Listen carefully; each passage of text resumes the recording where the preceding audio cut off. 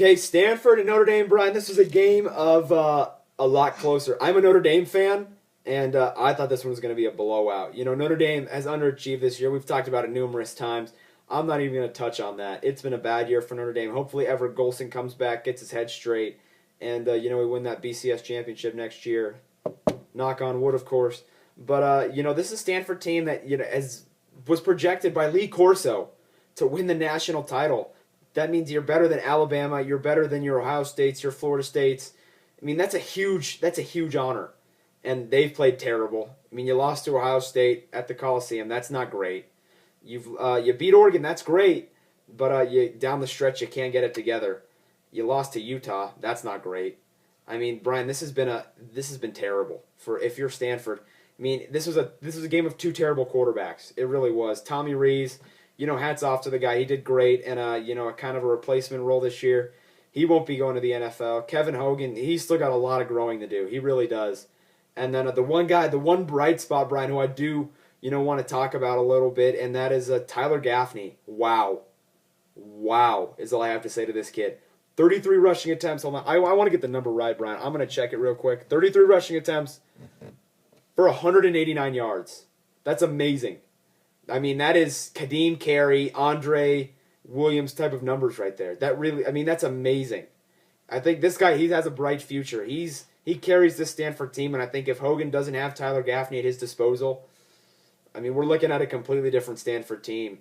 Because Gaffney, he's just the guy. He does it all for the Stanford attack, and he's been a treat to watch. He has a great career ahead of him. He really does. I mean, when your team can give you the ball 33 times and you can get 189 yards and average 7 yards per carry, Brian, that's amazing. That's astonishing. I mean, hats off to this Tyler Gaffney kid. He's a great player, and I think this is a Stanford team. They're probably you don't know where they're going to go. They got a huge test next week against Arizona State in that Pac-12 championship game. Not in Stanford. It's going to be in Tempe. So it's going to be, if they can maybe win that game, they'll go to the Rose Bowl, play Michigan State or an Ohio State, depending on how that one turns out. But I think that this is a Stanford team, Brian, they've been on the downslope, I think, since they beat Oregon. Yeah. Well, I mean, definitely Stanford hasn't really been that, team that Lee Corso saw as being a national championship contender. But Tyler Gaffney has really been the savior of this team. He's been playing super well this season, especially with Kevin Hogan underachieving. Yeah, he really has. And I think if the Stanford team wasn't, where they are right now, I think he'd be in the Heisman conversation because this guy, he does it all, Brian. He's a treat to watch, I think. Yeah, and let's not forget our good old friend Shane Scove. We love Shane Scove. That Stanford defense has bailed out Stanford many times. They did it this game. Shane Scove and the party in the backfield definitely had a party, against this Irish attack. Yeah. While they killed Jared Goff last week, they decided to spare Tommy Rees this week. Yeah, that's true. And this is a Stanford team, Brian, that if you face them in the Rose Bowl, they're going to be a tough team to beat. But I think next year going forward, you got to improve the quarterback play at Kevin Hogan. I think if you're Coach David Shaw, you got to get with this guy and you got to be like, hey, you can be a legitimately great quarterback in the NFL, but you got all the talent, but we just need to work with you a little bit. And I think if he gets better next year, this is a Stanford team that is very deadly to watch because you're looking at an Alabama team that lost their fearless leader and A.J. McCarron and maybe Nick Saban, depending on how things go this offseason. So I think Stanford holds all the cards right now, Brian. They really do. Yeah, especially you need to have a passing quarterback if you're Stanford. I mean, you have Andrew Luck and John Elway as alums, so you really need to get it. Kevin Hogan really needs to get it together and step up to be a great passing quarterback like they need at Stanford. He definitely does, and I think the race is going to be wide open next year. I really think it is. Depending on how there's a lot of things that have to be sorted out. Winston being one of them, Nick Saban, head coach, being another thing, and the state of USC football, how that's going to go next year. But we'll do more on that in later shows. So why don't you give us the call on your game? All right, so my game, Georgia Tech. This was a close, classic double overtime game. It was sort of picking at my soul because on one channel, Georgia and Georgia Tech are in overtime, and on another channel, Auburn is driving in the Iron Bowl late in the game. So it was very close, but the first thing I want to spotlight for Georgia, hats off to Hudson Mason, the Georgia quarterback, to replace Aaron Murray. And granted, he's no Aaron Murray. He's probably not going to take the Bulldogs to a national championship, but he got 300 passing yards. That is very impressive to do against a very crippled Georgia team, especially since Todd Gurley was absolutely shut down by this Georgia Tech defense. So I think the mentality coming in is that if you can shut down Todd Gurley, then all you have is an inexperienced quarterback that you need to take down, but he still got 300 passing yards. And granted, Georgia Tech's pass defense is rather weak. That's sort of been shown throughout the season. But, I mean, still, for a quarterback that has huge shoes to fill, that's really good, especially in a rivalry game. But switching to the other quarterback, Vad Lee, I was so surprised with how well he was on the passing attack. Do you think Georgia, you think the big, SEC defensive front, really deadly to a running style offense that Georgia Tech has? But I mean, Vad Lee went through the air. He got some touchdowns, and he really showed up, which I haven't seen from Vad Lee throughout the year. And it's really great that he was able to do it in a rivalry game. But, I mean, the reason he had to is, of course, because Georgia shut down the Georgia Tech rushing. They held them scoreless for 26 minutes in the second, third, and fourth quarter, which really bought time for Hudson Mason to sort of claw his way back for this Georgia team.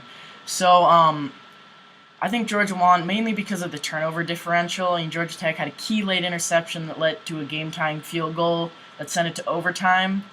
And also Hudson Mason sort of showing up on the big stage in a big rivalry game and proving that he's just not going to be some laughing stock that follows a great quarterback.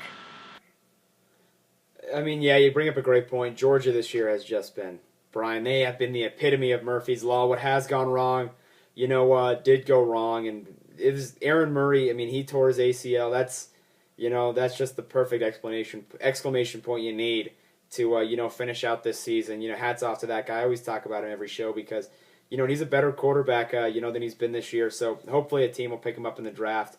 But how about Georgia Tech? I mean, this is a team, Brian, that's very under the radar as far as teams go.